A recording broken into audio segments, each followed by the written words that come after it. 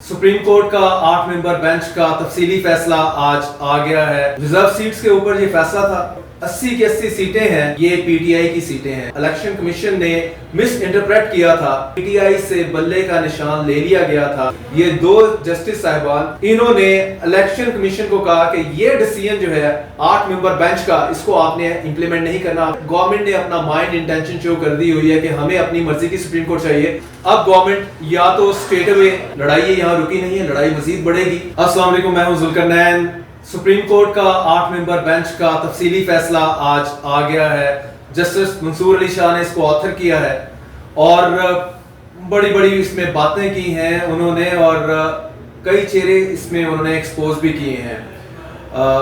Reserve seats के ऊपर ये फैसला था। इलेक्शन कमीशन से सीधा सीधा पूछा कि भाई आपने इसको इंप्लीमेंट क्यों नहीं किया, जबकि हमने डिक्लेयर कर दिया कि ये जो 80 की 80 सीटें हैं सुन्नी इत्तेहाद कौंसिल की, ये पीटीआई की सीटें हैं। ये इंडिपेंडेंट नहीं थे, ये इंडिपेंडेंट बैक पीटीआई कैंडिडेट थे।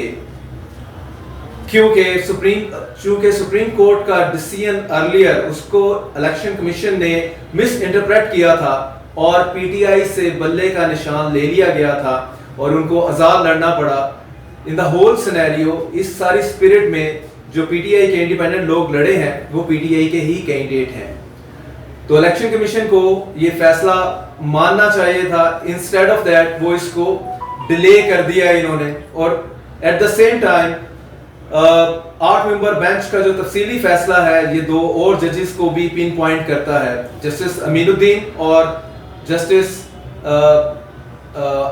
नईम अखवान जो हैं। उन्होंने इसमें डिसेंटिंग नोट लिखा था और डिसेंटिंग नोट में उन्होंने ना सिर्फ इसको अपोज किया था, अपनी आप जब भी कोई भी बेंच होता है उसमें कोई जज अगर अपना डिसेंटिंग नोट देना चाहिए, डिसएग्रीमेंट कर रहा है with the rest of the members के साथ या डिसीजन से डिसएग्री कर रहा है, तो उसका राइट है।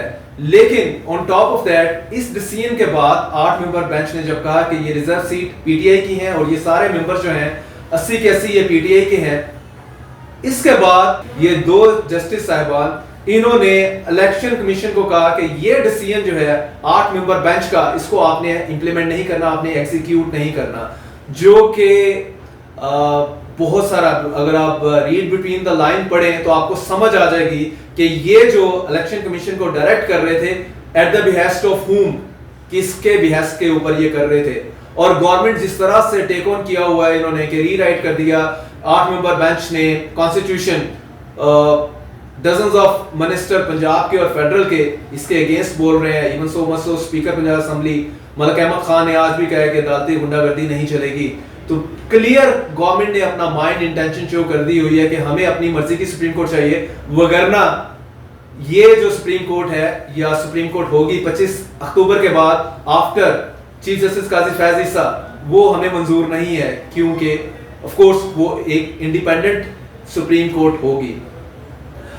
आज के फैसले के बाद अब इलेक्शन कमीशन या तो सीधा सीधा कंटेम्प्ट करेगा, ऑलरेडी कंटेम्प्ट कर रहा है, लेकिन चूंकि तफसीली फैसला नहीं था, इसके पास थोड़ा रूम था, थोड़ा मार्जिन था इलेक्शन कमीशन के पास कि हम शॉर्ट ऑर्डर को नहीं इंप्लीमेंट करें, हम जो है डिटेल ऑर्डर का इंतजार कर रहे हैं, उसके बाद हम इसको एग्जीक्यूट करेंगे। लेकिन इलेक्शन कमीशन की आज भी मीटिंग हुई है। Sikandar Sultan Raja chief election commissioner जो है वो बड़े सुकून तसल्ली के साथ उन्होंने भी मीटिंग में इसको डेफर कर दिया। सुबह का डिसीजन आया हुआ है, उन्होंने इंप्लीमेंट करने के हवाले से कोई हेस्ट शो नहीं किया। इसको डिले करने के हवाले से तो वो बड़ी जल्दी हेस्ट करते नजर आए हैं, माजी में भी देखा है हमने। तो जैसे कह रहे हैं कि cut the long story short, वो यही है कि अब गवर्नमेंट या तो स्ट्रेट अवे सुप्रीम कोर्ट पे चढ़ाई करेगी थ्रू डिफरेंट ऑर्डिनेंस। एक ऑर्डिनेंस तो वो ऑलरेडी ही ले आए हैं, और अगर उससे भी काम ना चला तो उसके बाद ये मजीद ऑर्डिनेंस लेके आएंगे। लड़ाई यहाँ रुकी नहीं है, लड़ाई मजीद बढ़ेगी। लेकिन उन जजेस के लिए भी जो कि गवर्नमेंट के साथ सिंपथाइज कर रहे हैं या कि गवर्नमेंट के सिंपथाइजर हैं या सपोर्टर्स हैं, उनके लिए भी चीजें मुश्किल होंगी, क्योंकि उन्होंने भी लॉ के एम्बिट में रह के जो भी डिसीजन करना है।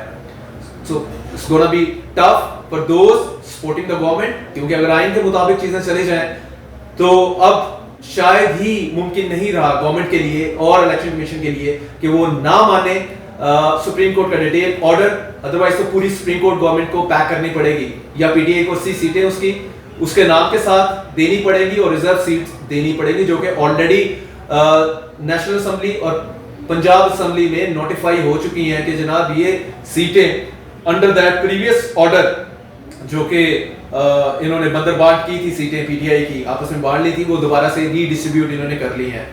So let's see and hope कि बेटर सेंस प्रिवेल करे और सुप्रीम कोर्ट का जो ऑर्डर है उसकी लेटर स्पिरिट के साथ इम्प्लीमेंटेशन हो।